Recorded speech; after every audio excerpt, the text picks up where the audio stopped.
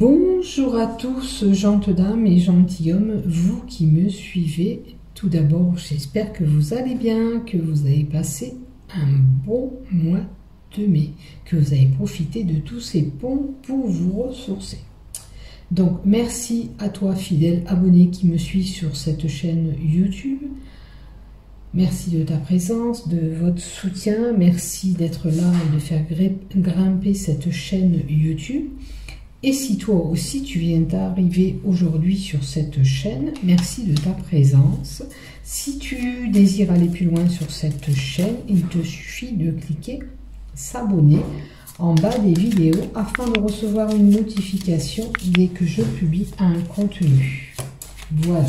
Si tu viens d'arriver, que tu ne me connais pas, je m'appelle Marie-Thérèse, je suis médium et voyante et je suis là pour faire cet horoscope. Et oui, pour le mois de juin, qu'est-ce que ça passe vite, juin 2023. Donc, j'ai ressorti l'oracle du voyant pour changer un petit peu. Et on va voir qu'est-ce qui se passe pour ce mois-ci.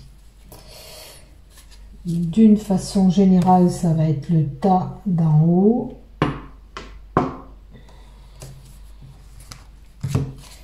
Pour le boulot, ça va être le tas numéro 2 pour le travail.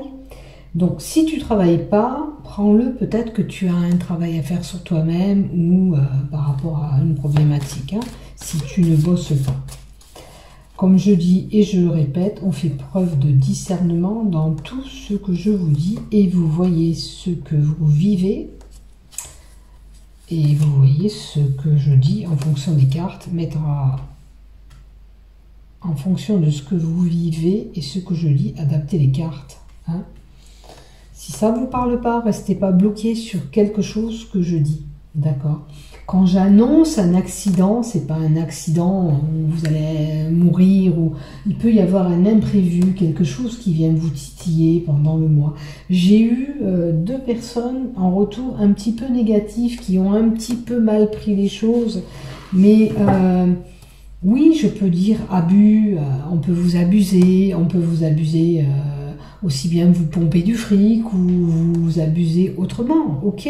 Mais ne prenez pas tout de suite sur quelque chose de très très négatif. Regardez d'abord et attendez de voir ce qui se passe quand je dis mai, du début jusqu'à la fin du mois.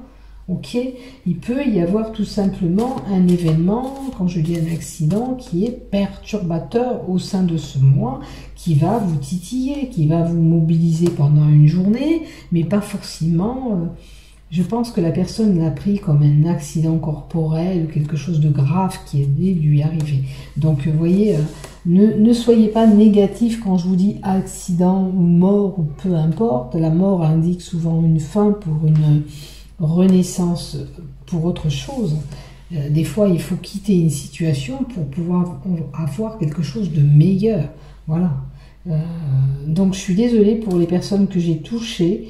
Je souhaite pas qu'il vous arrive que ce soit. Au contraire, je suis là pour vous guider. Je suis là avec bienveillance et en aucun cas pour vous faire peur.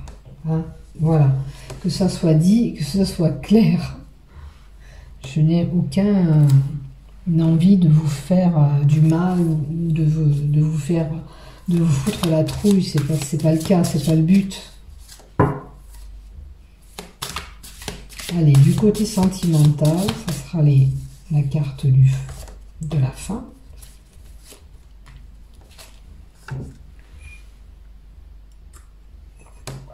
Ça sera le côté love. Si j'ai besoin de compléter les cartes, vous savez, je les complète. Tiens, on va prendre une carte de celle-ci.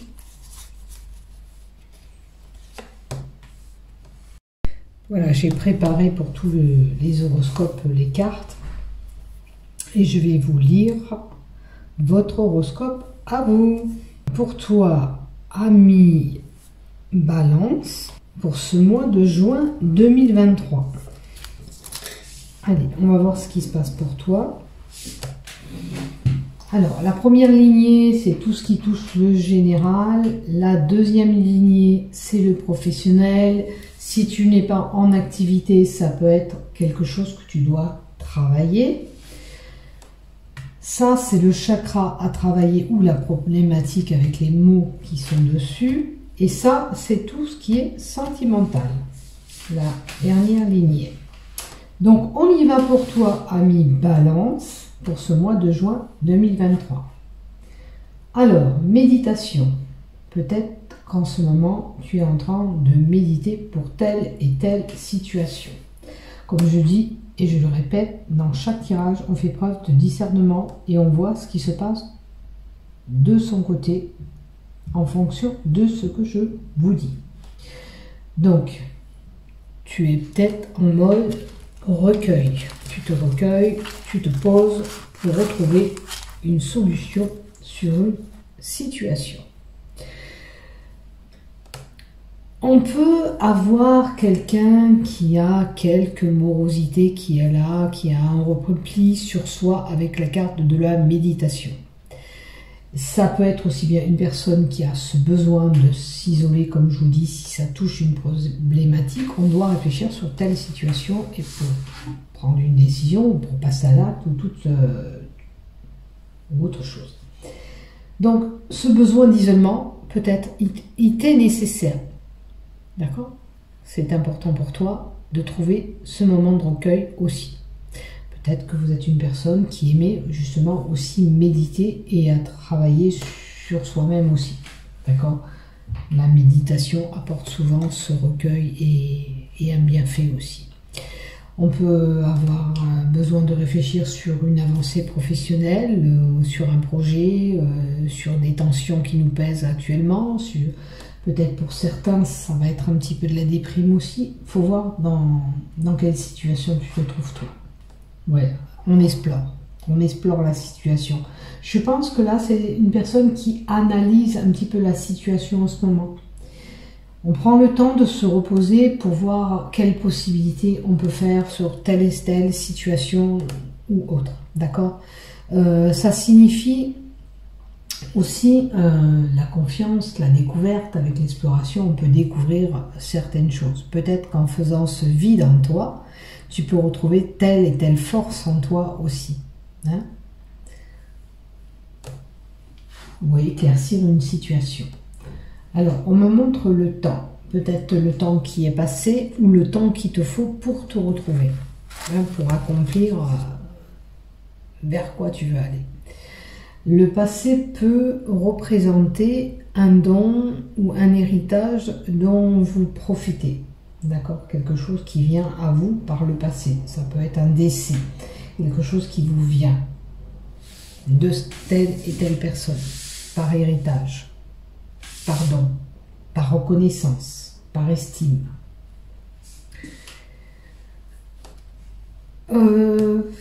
Protège le passé, c'est une carte de protection. Elle protège votre évolution professionnelle, votre patrimoine familial. Vous avez fait preuve de vos valeurs et vous serez récompensé. Peut-être que voilà, vous avez accompli certaines choses qui font qu'aujourd'hui, on va vous reconnaître, on va vous récompenser. Et là, avec la carte du passé, ça peut être aussi lié à cette remise en question, d'où cette introspection que vous faites sur vous. Et beaucoup d'incertitudes, beaucoup d'hésitations. Peut-être que vraiment là, j'ai besoin de ce recueil pour savoir où je dois aller, on vous dit. C'est peut-être ça en ce moment. Le recueil, pour certains en tous les cas, il vous le faut. Il vous le faut parce que vous êtes en période de questionnement, vous êtes en période de doute, vous ne pouvez pas avancer comme vous voulez. Il faut réfléchir à cette situation qui est compliquée. L'hésitation annonce aussi un obstacle, un retard qui vient s'initier. C'est un contretemps qui est là. En plus, on a la carte du temps avant. C'est un contretemps. Il y a quelque chose qui vient perturber un petit peu votre avancée. Alors que ce soit professionnel ou tout autre, hein, sentimental, là où vous avez besoin de cette pause, de cette réflexion, il y a quelque chose qui vient un petit peu entraver, qui vient donner un contretemps, qui fait que vous n'avez pas l'évolution que vous devez avoir. Voilà ce que j'ai pour vous. Que ce soit du côté professionnel, financier, il y a des impondérables qui sont là, qui fait que ça ne va pas se prévoir comme ça devait se passer. Voilà ce que j'ai pour vous. Je vais rajouter une carte, tiens, avec l'oracle rouge. Une carte, s'il te plaît, pour y voir un peu plus clair sur cet éclaircissement à faire, sur ce temps de recueil qu'on doit s'accorder, enfin, que les balances doivent s'accorder. Alors, ça peut être destiné pour certains pour le travail. D'accord? Peut-être qu'actuellement, vous êtes un petit peu paumé dans le travail que vous faites actuellement, ou vers quel travail vous voulez aller. Il y a... Et pourtant, je vois une personne avec la sagesse, le vieil homme, avec de l'expérience. Vous avez une certaine expérience. Ou alors, on vous dit, sers-toi de ton expérience quand tu réfléchis sur cette situation. Sers-toi de cette expérience, sers-toi de cette sagesse que tu as. Voilà ce qu'on vous dit. Donc, mettez en pratique tout ça pour cette problématique. On va voir maintenant du côté professionnel, là. Ou alors le travail sur vous si vous n'êtes pas actif. Bon, là, on parle de distraction, de fête, de possibilité de célébrer quelque chose dans une entreprise où vous allez célébrer un travail. Est-ce que vous allez avoir un travail, notamment pour une femme consultante? Et par contre, moi, je vois plutôt une perte de travail. Donc, c'est peut-être ce qui vous préoccupe actuellement. D'où ce besoin de recueil pour savoir vers quoi vous voulez aller. Mais la souris aussi peut nous donner une personne aussi qui a une situation qui ronge dans le travail. C'est une situation qui est stressante. Ça peut être, on a abusé de vous au sein de votre travail, on a peut-être fait un abus, on a manqué une perte de confiance, on n'avait pas confiance en vous. Maintenant, si vous partez pour certains, il y a la festivité devant, est-ce que vous êtes heureux de partir de ce travail?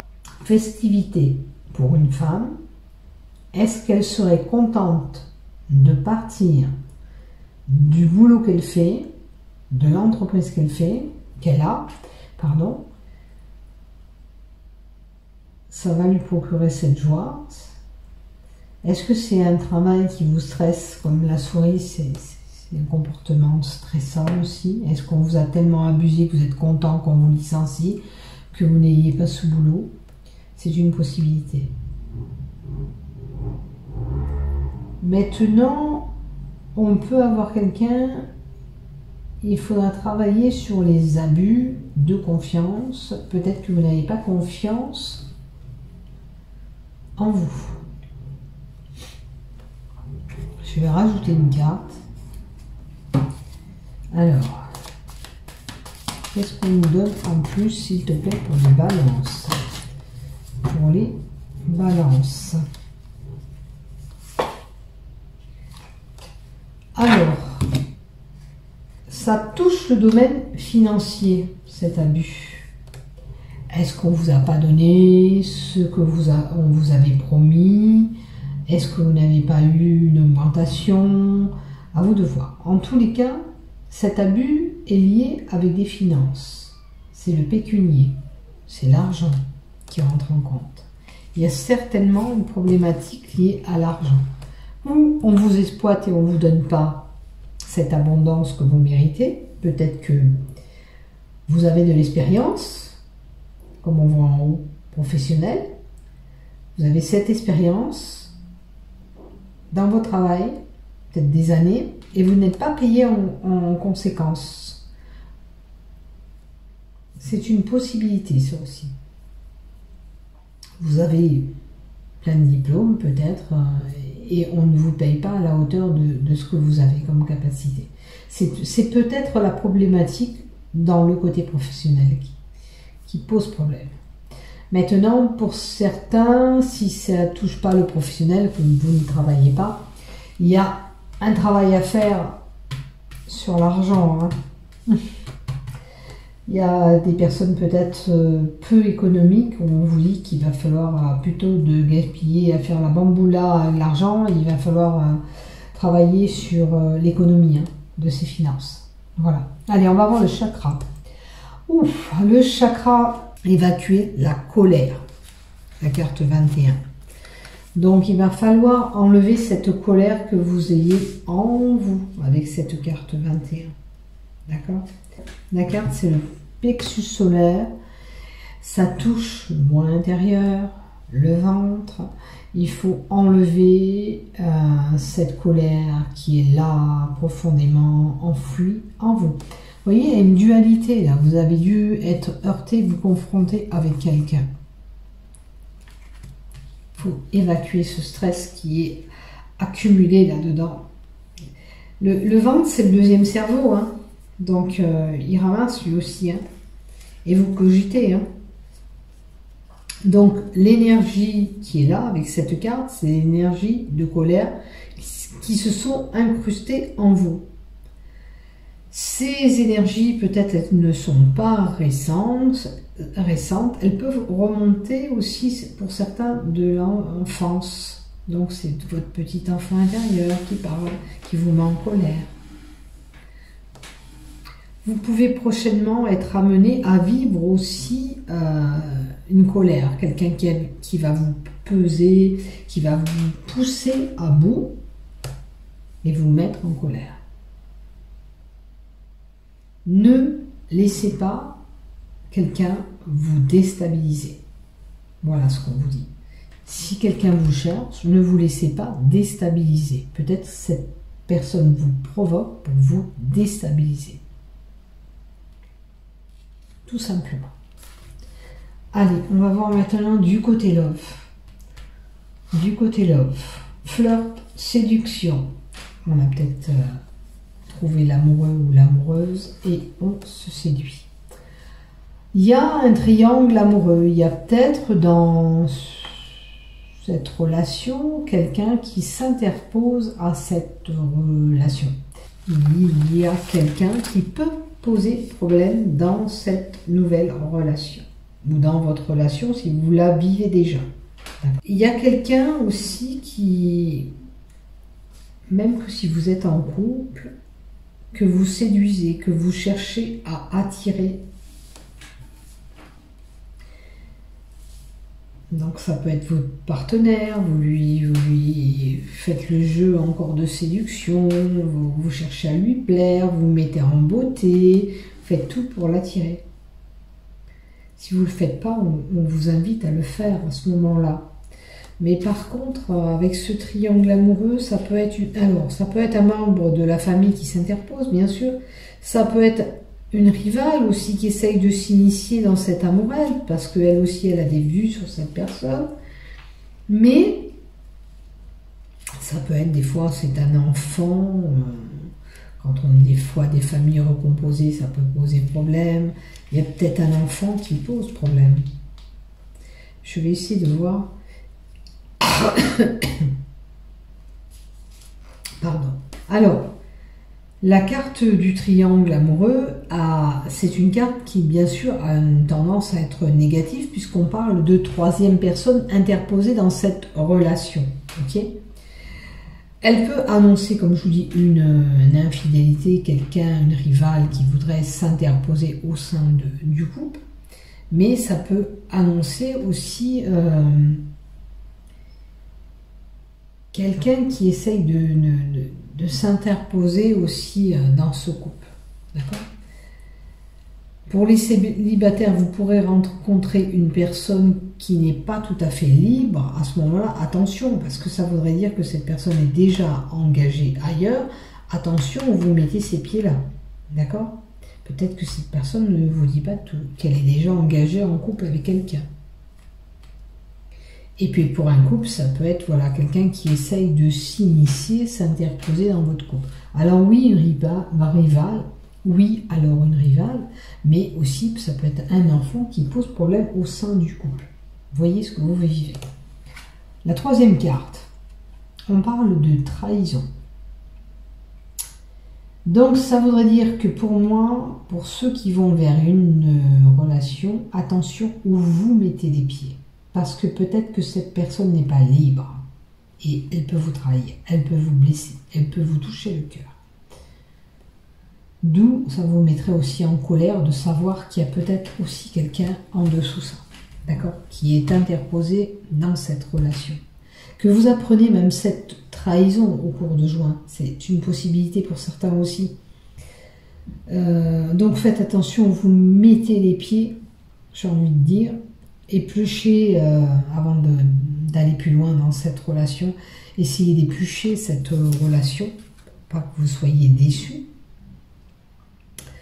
Je vais compléter quand même une carte, où je les ai mis là. Alors, par rapport à cette trahison et ce triangle amoureux, je ne prends pas, il y en a deux. Alors, par rapport à cette trahison, ce triangle amoureux, dans cette nouvelle relation ou couple existant, s'il te plaît.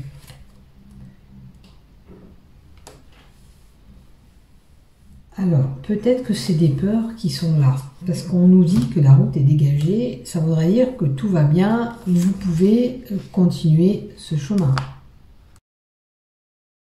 Alors, la route dégagée nous donne la possibilité d'aller encore plus loin. Ça peut être aussi des peurs que vous ayez. Donc, voyez si vous avez été blessé ou touché auparavant et que vous avez peur que ça se reproduise. On nous donne la possibilité d'aller encore plus loin. Donc, essayez de travailler sur cette problématique triangle amoureux, la troisième personne interposée, possibilité de trahison ou pas. C'est à vous de voir si c'est une possibilité ou pas. Le vieux mur a fini de s'écrouler et maintenant vous pouvez continuer à avancer. Peut-être que c'est ce que vous avez subi par le passé qui vous fait défaut.